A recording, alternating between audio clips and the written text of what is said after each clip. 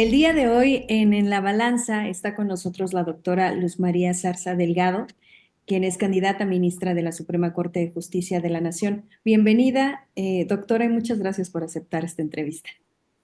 Al contrario, Cintia, mil gracias a ti por esta oportunidad de poder platicar con tu auditorio y contigo principalmente. Sabemos, bueno, con la ficha que nos muestra a todos los ciudadanos, conocemos brevemente su preparación, tiene actualización jurídica fuera de México, en España, en Italia, eh, especialidades en temas de prácticas desleales del comercio internacional, de justicia electoral, pero en un inicio, cuando decide estudiar derecho, ¿qué fue lo que la motivó a, número uno, estudiar derecho y dar este seguimiento a su carrera, a lo que tiene el día de hoy?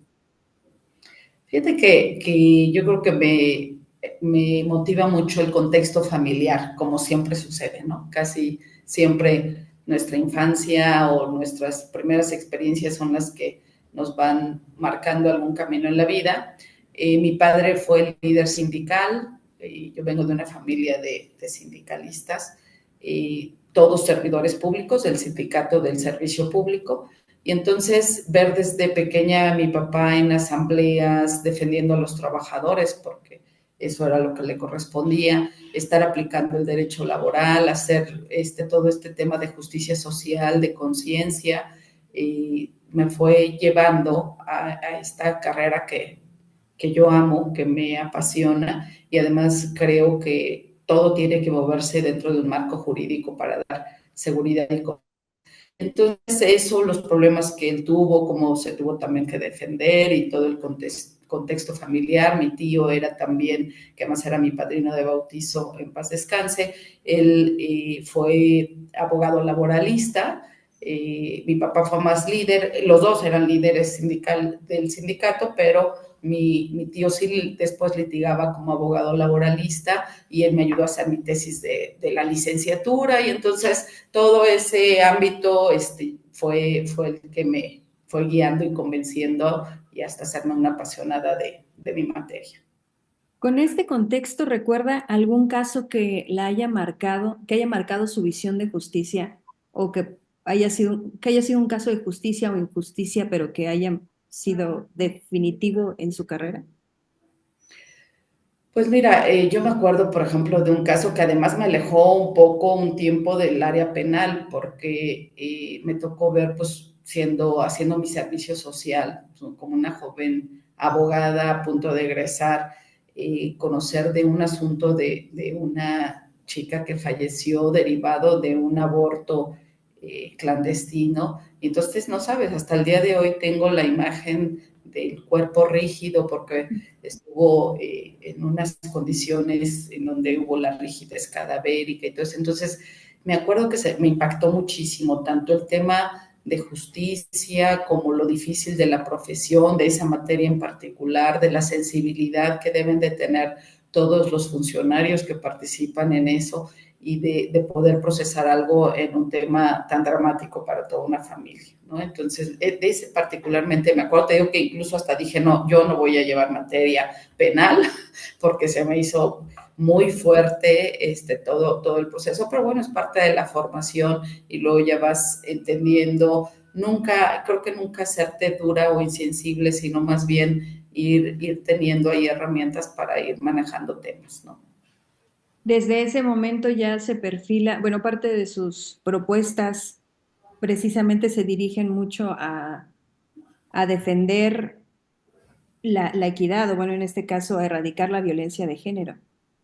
Ah, sí, hace muchos años eh, que soy una convencida de que el tema de este país y a lo mejor del mundo es el tema de las mujeres, ¿no?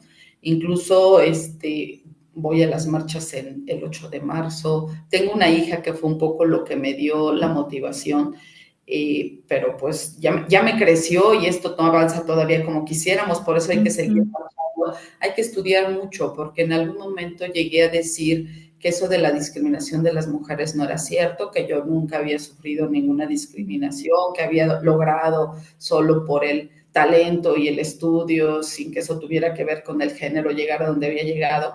Y pues claro que era un tema de total y absoluta ignorancia. En el momento en que empecé a estudiar el tema y a darme cuenta que en realidad todas somos discriminadas porque estamos en un mundo de hombres, diseñado por hombres, en donde el modelo es el hombre, pues entonces, claro que todas tenemos un problema y estamos contracorriente y generando situaciones hasta personales de salud por esa lucha que es de todos los días y por esos riesgos, ¿no? Entonces, es un tema que también me apasiona, que también me decidí dedicarme y que en todos los espacios en donde estoy me meto. Doy clases y doy clase en algún día, no importa si es Derecho Internacional Público, Cooperación Judicial Internacional, les voy a hablar una vez seguramente de género, para ir sensibilizando. En mis trabajos siempre veo cómo apoyar mujeres, ¿no? Ver cómo modificar los horarios, aplicar la perspectiva de género, porque también creo que nos la brincamos. Apenas estaba empezando y luego empezamos a hablar de igualdad cuando no dejamos que la perspectiva hiciera su trabajo. Ahora en todos los escenarios siempre digo, hay que regresar y retomar la perspectiva de género. Entonces, ese tema de las mujeres y la congruencia, porque aparte hay quien lo dice, que tiene toda la teoría y a la hora de la práctica no contrata mujeres, no le ayuda a mujeres, se conflictúa con mujeres. Entonces, esa congruencia de lo que dices a lo que piensas y haces es fundamental también. Si tuviese la oportunidad de hacer una reforma dentro del sistema judicial, ¿cuál sería su prioridad? El de las mujeres, uno de mis propuestas, porque además es la mitad de la población, más de la mitad de la población. Entonces yo siempre digo que no nos traten como grupos vulnerables o de atención prioritaria. Yo tengo muchísimo respeto y hay que atender también esos grupos, pero las mujeres no estamos ahí porque las mujeres somos más de la mitad de la población. Entonces mi propuesta uno en esta campaña, y si llegara a ser ministra, es fortalecer el tema de juzgar con perspectiva de género, de hacer obligatorios los protocolos, de actualizarlos con todos los tratados internacionales y las disposiciones que ya existen al respecto, capacitar obviamente a jueces, juezas, magistrados, magistradas y ministros, si es posible, también lo traigo como propuesta, establecer tribunales especializados en temas de violencia de género, y sancionar también a quienes no estén aplicando los protocolos o a que estén alejándose de la jurisprudencia que ya está y que se tiene que ir fortaleciendo. Entonces, gracias a la experiencia y el conocimiento del tema, traemos una propuesta muy importante en esto. ¿Cree que es más urgente mejorar la capacitación del personal de los jueces o que se fortalezca el acceso de los sectores vulnerables a, a la justicia? Pues las dos no son incompatibles, ¿no? Porque difícilmente vas a sustituir a todos los que existen. Hay que ir dando espacio para que vayan ingresando perfiles distintos, ¿no? De todos los grupos. Y también con visión, porque a veces los dejas entrar y vienen con los patrones o los estereotipos que justo queremos erradicar ya, y capacitar a los que ya están para que no estén dañando ni estén con su ejercicio no actualizado, cometiendo errores o retrasando este proceso. Ya con la experiencia que le ha brindado, lo que nos mencionaba un poco de su contexto desde que crece, ¿cómo se enfrentan a las presiones políticas? Como a usted le tocó observar, ya una vez estando en la Suprema Corte, ¿cómo debería actuar un ministro en torno a las presiones políticas y mediáticas? Con independencia, con autonomía, con madurez, con valor, ¿no? Siempre tienes que desempeñarte así en tu profesión. Y yo creo que no es tan complicado, porque pues yo lo he hecho ya 30 años. Hay veces que sí, por supuesto, hay momentos difíciles o hay cuestiones que te ponen, que te estresan, no te ponen en un tema de qué hacer, porque tú sabes perfectamente lo que tienes que hacer. Pero ahí lo que tiene uno que también hacer es que en lugar de querer obedecer ciegamente o querer ejecutar algo que va contra ti, que no debe de ser, o que a veces es hasta imposible, lo que sí se tiene que hacer es explicar, es buscar el diálogo, es sensibilizar a quien está intentando dar una instrucción en ese sentido, para encontrar a lo mejor de manera conjunta o hasta presentarle vías correctas de hacer las cosas o los escenarios de cómo deben de ser. Los riesgos enormes de avanzar o tratar de avanzar en ese sentido, porque además ya es bien difícil, ¿eh? Yo no sé si en alguna época, que yo creo que sí, se daban instrucciones y se ejecutaban, más, por supuesto que se hacía, pero ya tiene muchos años que eso se ha complicado porque ya hay tanta fiscalización, ¿no? Ya hay tanta de todos, de órganos autónomos, de periodistas, de auditorías, hasta a veces hasta internacionales, que entonces la gente, quienes están en los medios, las y los servidores públicos, ya es muy difícil que atiendan una instrucción, ¿no? Porque saben que se pueden ir a la cárcel, saben que eso puede ser un tema muy complejo. Entonces, yo, al menos en lo que he visto los últimos años, mira, a veces hasta dices que sí, pero no dices cuándo, ¿no? O que no debe ser, yo soy más de la idea de dialogar y de explicar y de irnos capacitando todos en escenarios de avanzar sobre la legalidad, ¿no? ¿Y qué pasa cuando, o si en algún momento le ha tocado votar en contra de convicciones personales para hacer valer la Constitución? ¿Qué llega a pesar más, la letra de la ley o como este espíritu de justicia? ¿O van de la mano? Mira, yo no creo, esa ha sido una postura que he tenido y que constantemente la comento. Yo no creo que pueda ir por un lado la ley y por otro la justicia.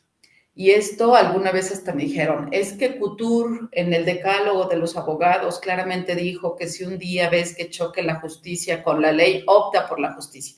Te lo juro que fui a buscar hasta, dije, a ver, vamos a ver ese Couture, qué dijo y por qué dijo eso. Y no sé, en mi idea loca, pues el couture se veía ahí muy francés y entonces yo dije, seguro es un francés que hicieron mala traducción, quiero ver el texto en francés y seguramente no dice eso, ¿no? Pues resulta que a mí es un francés, es un uruguayo, que claro que lo dijo en español y que es académico, fue académico toda la vida, yo soy académica, no tengo nada contra ellos, pero yo creo que no supo expresar el tema, porque quienes estudiamos derecho y quienes conocemos nuestra materia, sabemos perfectamente que la ley es siempre el instrumento para llegar a la justicia. No hay forma de que tengas a la justicia por un lado y a la ley por otro. Y cuando eso sucede, algo estás haciendo mal, la estás interpretando incorrectamente, la estás entendiendo mal. La ley siempre tiene que buscar la justicia, no hay forma. Entonces, nunca debe haber esa disyuntiva y eso sí, tienes que estudiar muy bien, interpretar, argumentar, valorar pruebas, tener todos los elementos y siempre tu objetivo es la justicia al caso concreto, ¿no? Si tuviese que elegir tres valores que la identifican y que son su base, ¿cuáles serían estos tres valores? La honestidad, la veracidad y el valor.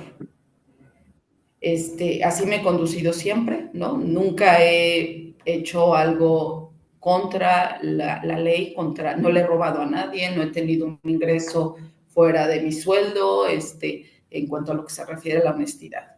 La veracidad, yo siempre voy a decirle a la persona, al menos ya sabemos que la verdad puede ser también relativa, pero yo, y ahí se suma con el valor, tengo el valor para decirle a la persona, lo que estás diciendo no es correcto porque ya revisé tu expediente, por ejemplo, yo he sido magistrada 2 veces y siempre atiendo a las personas y sí les he explicado de frente lo que tú me dices no está aquí en el expediente y por lo tanto no voy a poder atender lo que señalas y tener ese valor. Y la gente siempre lo entiende, ¿eh?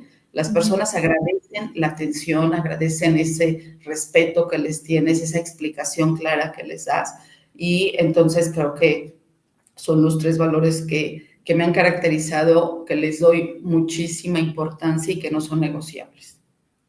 Una de las preguntas que seguidores han hecho a la plataforma de La Balanza tiene que ver mucho con los amparos. Como magistrados o, sí, como los representantes, ¿qué aspectos considera clave cuando revisan un amparo? Pues mira, las y los ministros lo que revisan son temas de constitucionalidad. Entonces, lo que ha sido muy, muy criticado y que puede ser a lo que te refieres, es que uno cuando ve una sentencia de la Corte, te das cuenta que el asunto empezó hace 8 o 9 años. ¿no? Imagínate ese viacrucis de las personas, de ir pasando por instancia, de todo lo que les implica, gastos, desgaste, ¿no? Para llegar a la corte después de 8 o 9 años y que a la hora que revisas lo que se está cuestionando es un tema de constitucionalidad, de alguna etapa o de algún requisito, alguna formalidad. Y entonces resuelves y mandas el asunto a que vuelva a empezar, ¿no? Que es un amparo para efectos, para reponer el procedimiento. Híjole, por muy bien que esté resuelto, es tremendo, ¿no? El impacto a la persona, decir, llevo 8 o 9 años en esto y hay que volver a empezar. Yo creo que esas son de las cosas que hay que tratar y ver en la medida de lo posible, el cómo no distraerte o poder subsanar temas de forma para entrar al fondo de los asuntos y ver también cómo impactas en las etapas anteriores para que todo esto sea más ágil. Tenemos que retomar esa cuestión de una justicia pronta y expedita. También lo menciona como parte de sus propuestas de la digitalización. Sí, el tema de cómo hacemos para que todas las herramientas tecnológicas actuales, como por ejemplo la inteligencia artificial, ayudan a acelerar esto, ¿no? Sí, el fortalecer el juicio en línea, los temas de los trámites en línea han sido muy valiosos porque te evitan, te ahorran muchísimo tiempo, el traslado, el gasto, ¿no? Y temas de corrupción también son muy importantes porque no ves a nadie y nadie te vende el asunto, ni te cuenta historias, ni te hace favores, ¿no? Entonces, no, hay que utilizar todas estas herramientas para agilizar y para prevenir o combatir corrupción, porque también la inteligencia artificial me explicaban que cuando alimentas las agencias de inteligencia artificial con los datos correctos, pueden detectar dónde los jueces o las juezas están tardándose en resolver y ver por qué, ¿no? Si no hay justificación, entonces hay un tema de corrupción. ¿Por qué no están resolviendo conforme a lo que establece la jurisprudencia? Una serie de cuestiones que pueden ser muy útiles y que te pueden agilizar todo y prevenir o evitar que lleguen hasta la corte y entonces sé de lo que te comentaba al principio. Tenemos tres preguntas obligadas para los candidatos. Una de ellas es, si tuviese la oportunidad de cenar con algún personaje histórico, ¿qué personaje sería? Muy guau. No me quiero ver muy religiosa, pero bueno, yo creo que Jesús sería un tema interesantísimo, ¿no? Creo que sería un personaje al que le preguntaría sobre María Magdalena. Le preguntaría varias cosas, pero sobre todo en su filosofía, sobre todo no tanto en el tema religioso, sino su propia filosofía de vida, ¿no? Creo que son de los que más me atraen. ¿Qué cree que es peor, un inocente en la cárcel o un culpable en libertad? Un inocente en la cárcel. Yo sí creo que hay que evitar al máximo eso. Yo me imagino que un día en la cárcel, no me imagino, un día en la cárcel es tremendo. Desafortunadamente también ahí hay mucho trabajo que hacer, ¿no? Con ese tema de readaptación que se perdió, que se superó y que daña muchísimo a una persona estar en la cárcel. Le daña incluso siendo culpable, pero bueno, finalmente está viviendo las consecuencias de sus actos. Imagínate para alguien que es inocente. Yo creo que eso sí hay que evitarlo a grado máximo. En una palabra, ¿qué significa justicia para usted? Para mí justicia es tener de manera pronta la solución de una problemática, de un problema. Que sea pronta y que sea acorde a la realidad y a lo que debe de ser. Doctora Zarza, muchísimas gracias.